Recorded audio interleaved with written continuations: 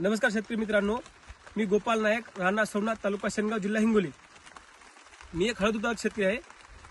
आज व्हिडिओ बनवण्याचं कारण म्हणजे मला बऱ्याच शेतकऱ्याचे मेसेज आले होते, कॉल आले होते की बाबा सर तुमच्या हळदीचं पूर्ण नियोजन सांगा, तुम्ही हळदीला आतापर्यंत काय खर्च केला, तुम्ही काय व्यवस्थापन केलं ते सांगा। त्यासाठी हा व्हिडिओ बनवत आहे। व्हिडिओ शेवटपर्यंत बघा, व्हिडिओ खूप महत्त्वाचा ठरणार आहे हळद उत्पादक शेतकऱ्यासाठी। आतापर्यंत जे काय नियोजन केलं आहे मी 3 महिन्यामध्ये ते तुम्हाला या व्हिडिओच्या माध्यमातून सांगण्याचा प्रयत्न करणार आहे। लक्षात घ्या शेतकरी मित्रांनो, हळद उत्पादक तुम्हाला वाढवायचं असेल तर काही मुद्दे लक्षात घेणं गरजेचं आहे। त्यासाठी त्यामधला पहिला मुद्दा म्हणजे आपले बेणे निवड। बरेच शेतकरी बेणं हुंडीचं सटचं व्यापार करून बेणे घेतात, डोळ्या माघारी कसं बेण राहते ते चुकीचं आहे। शेतकरी मित्रांनो, तुम्हाला बेणं घ्यायचं असेल तर शेतकऱ्याकडून घ्या, शेतकऱ्याच्या स्वतःच्या शेतात प्लॉटवर जाऊन घ्या, ते प्लॉट बघा, त्या प्लॉटला सड आहे का, हुंडी आहे का, करपा आहे का, ही याची खात्री करा, नंतरच बेणे निवड करा। नक्कीच तुम्ही हळदीमध्ये सक्सेस राहू शकता। दुसरा विषय झाला पाण्याचा। पाणी व्यवस्थापन बघा शेतकरी मित्रांनो, हळद हे पाण्याचं पीक आहे, पण किती प्रमाणात पाणी देणं हे चुकीचं आहे। हळदीला पाणी नेहमी निचरा कंडिशनला द्यायला लागते। निचरा कंडिशन म्हणजे नेमकी कशी, लक्षात घ्या, आपण जेव्हा हळदीला पाणी देतो ते पाणी जास्त झाल्यानं आपल्या हळद पांढऱ्या मुळ्या कधी शेतात जाऊन चेक करायचं, जेणेकरून आपल्या पांढऱ्या मुळ्या काळ्या नाही पडल्या पाहिजे पाणी जास्त झाल्याने, आणि कमी झाल्याने ते तुटल्याही नाही पाहिजे। त्या दोन गोष्टी लक्षात घ्या, नक्कीच तुमचं पाणी बिन तिथं कंट्रोल होते। तिसरा मुद्दा जर सांगायचं झालं तर खत व्यवस्थापनाचा। लक्षात घ्या, तुम्ही बरेच शेतकरी काय करतात, हे खत टाक, ह्या किटा टाक, हे आण ते आण, भरी मार 10 पोते टाकले, ते मध्ये मी 15 टाकले, पण हे चुकीचं आहे। आतापर्यंत फक्त आपण हळदीला 2 बेसल डोस घेतले आहेत। पहिला बेसल डोस आपण हळद लागवणी वेळेस सुरुवातीलाच खत बेडवर टाकून घेतला होता आणि लागवण केली होती। त्यामध्ये आपण 2 DAP, 1 MOP, 10 kilo sulphur, 1 silicon bag आणि एक बॅग घेतली होती आपण लिंबोळी पेंटची। हे पूर्ण हळद लागवणी करतानाच टाकलं होतं आणि आपली हळद लागवण केली होती। त्याच्यानंतर सेम आपण दुसरा बेसल डोस 55 ते 60 दिवसांनी घेतला होता। त्यामध्ये आपण 2 DAP, 1 MOP, 1 सिलिकॉन, 1 लिंबोळी बॅग, 25 किलो मॅक्रोन्यूटन आणि 10 किलो सल्फर, हे पूर्ण आपण हळदीला दुसरा बेसल डोस दिला होता बेडवर टाकून, आणि ते मातीआड दाबला होता।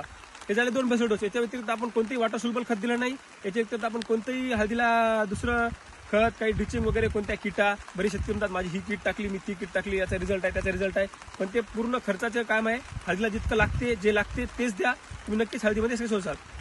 आता दुसरा प्रश्न झाला आपण ड्रिचिंगचा। ड्रिचिंगचा लक्षात घ्या शेतकरी मित्रांनो, ड्रिचिंग करते वेळेस पहिली ड्रिचिंग आपण लागवणीपासून हळद निघायला सुरुवात झाली तेव्हाच केली होती, ती म्हणजे हुमणी अळीसाठी। यावर्षी बऱ्याच शेतकऱ्याच्या हळदी पाणी जास्त झाल्यामुळे हुमणीने गेल्या, सडीने गेल्या। शेतकरी काय करतात, हुमणी लागल्यानंतर हुमणी अळी कंट्रोल करण्याचा प्रयत्न करतात, पण जेव्हा तुम्ही हुमणी अळी लागते आणि कंट्रोल करण्याचा प्रयत्न करता त्याच पिरियडला तुमचं कमीत कमी 20 ते 25% नुकसान झालेलं असते आणि खर्च लागतो तो वेगळा। त्यासाठी सुरुवातीच्या काळातच आपल्याला हळद जेव्हा निघते त्याच पिरियडला आपल्याला हुमणी कंट्रोल करणं गरजेचं आहे। त्यासाठी सोपा उपाय आहे, अत्यंत कमी खर्चामध्ये आणि स्वस्त उपाय। परभणी कृषी विद्यापीठामध्ये बायोमिक्स आणि मेटॅरेक्झिल मिळते। 2 किलो बायोमिक्स घ्यायचं, अति कमी खर्चामध्ये 200 रुपये किलो राहते। 2 किलो बायोमिक्स आणि 2 किलो मेटॅरेक्झिल असते माओमिक्स नावानं, त्याची ड्रिचिंग करायची, ड्रिप सोडून द्यायचं। तुमच्या हळदीला हुमणी लागू शकत नाही। मी तेच टाकलं, तुम्ही बघू शकता आपला प्लॉट एकदम म्हणजे 4ही कोपरे सारखा आहे, तुम्ही कधी येऊन बघू शकता। हा आपला 4 एकराचा हळदीचा प्लॉट आहे। आतापर्यंत आपण याला आतापर्यंत आपण म्हणजे कुठं कमी जास्त नाही, तुम्ही स्वतः येऊन स्वतःही बघू शकता, आणि तुम्ही फुटव्याची संख्याही बघू शकता।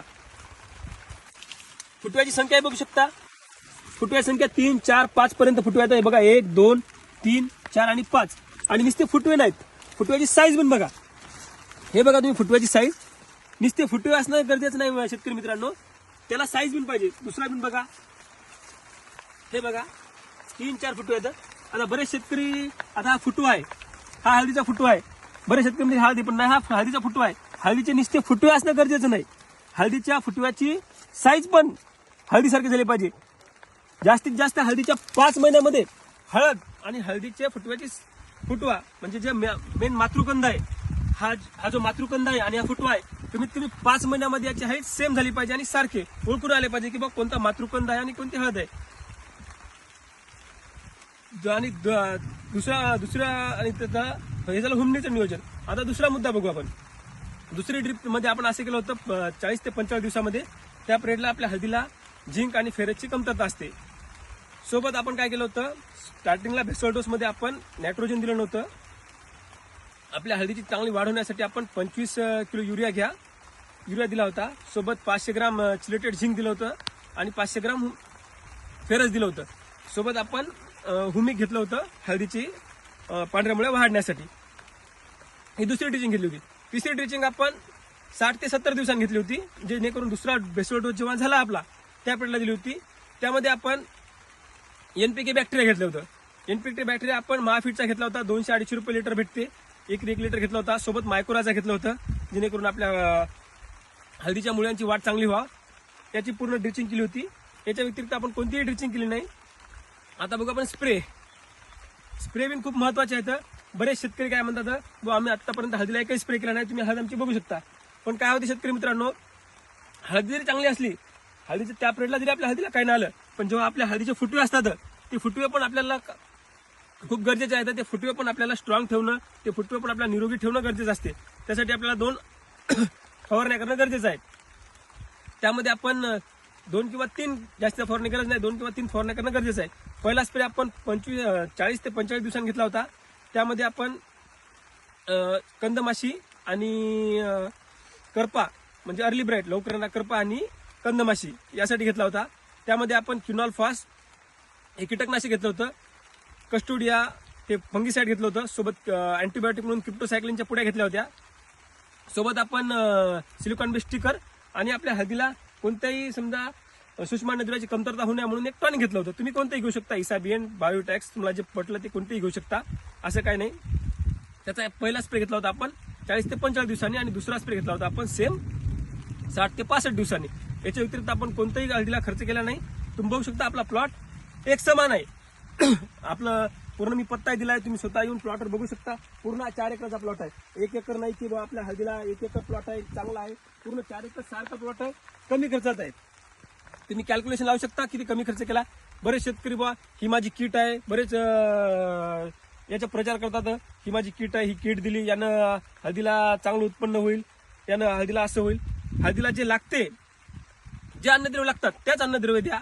कोणतीही किट आणू नका. 2 किलोची किट 1000 रुपयाची, 3 किलोची किट 2500 रुपयाची, हे चुकीचं आहे. याची काही गरज नाही. हळदीला जे लागते ते द्या.